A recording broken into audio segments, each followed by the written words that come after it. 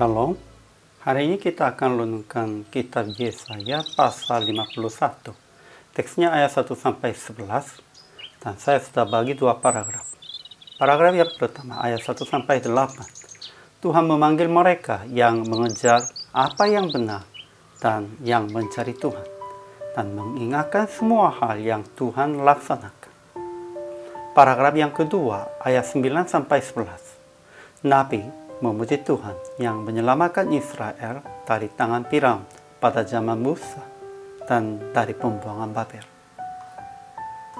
Kesimpulannya, Tuhan memanggil mereka yang mengejar apa yang benar dan yang mencari Tuhan, dan mengingatkan mereka keluar dari gunung batu dan lubang penggalian batu.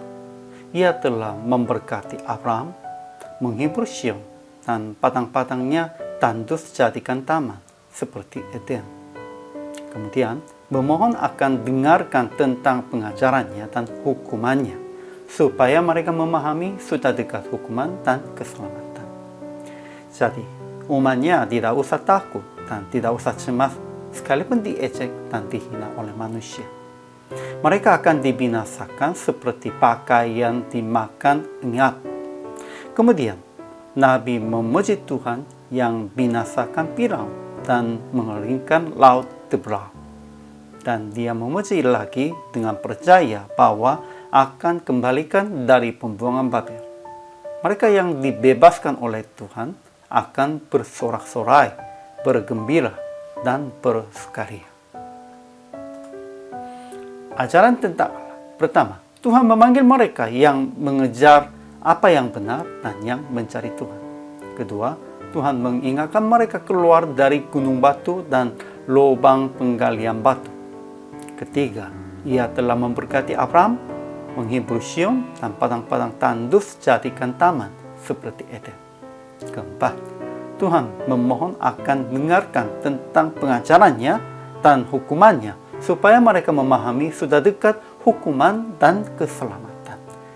Ya, pasti sudah dekat hukuman, itu juga sudah dekat keselamatan. Ajaran tentang manusianya. Pertama, umatnya harus mengejar apa yang benar dan harus mencari Tuhan. Itulah tanggung jawab mereka. Kedua, umatnya tidak usah takut dan tidak usah cemas sekalipun diejek dan dihina oleh manusia, karena Tuhan menghibur mereka, Tuhan memelihara mereka. Ketiga, mereka yang menghina dan mengejek umatnya akan dibinasakan seperti pakaian dimakan enyap. Keempat, Nabi memuji Tuhan yang binasakan Firaun dan mengeringkan laut seberang, dan dia memuji lagi dengan percaya bahwa akan kembalikan dari pembuangan Babel. Kelima, mereka yang dibebaskan oleh Tuhan akan bersorak-sorai, bergembira, dan bersukaria. Kemudian aplikasinya. Pertama, hari ini hanya mengejar apa yang benar dan harus mencari Tuhan saja. Kedua, jangan takut dan jangan cemas sekalipun diejek dan dihina oleh orang lain. Percayalah, Tuhan menghukum mereka dan memelihara kita. Ketiga, Tuhan yang kembalikan kita dari perbudakan dosa dan jangan kembali ke jalan yang berbuat dosa. Dan harus memberitakan itu kepada orang yang lain. Inilah kabar baik. Jadi prakteknya hanya mengejar apa yang kebenaran dan mencari Tuhan.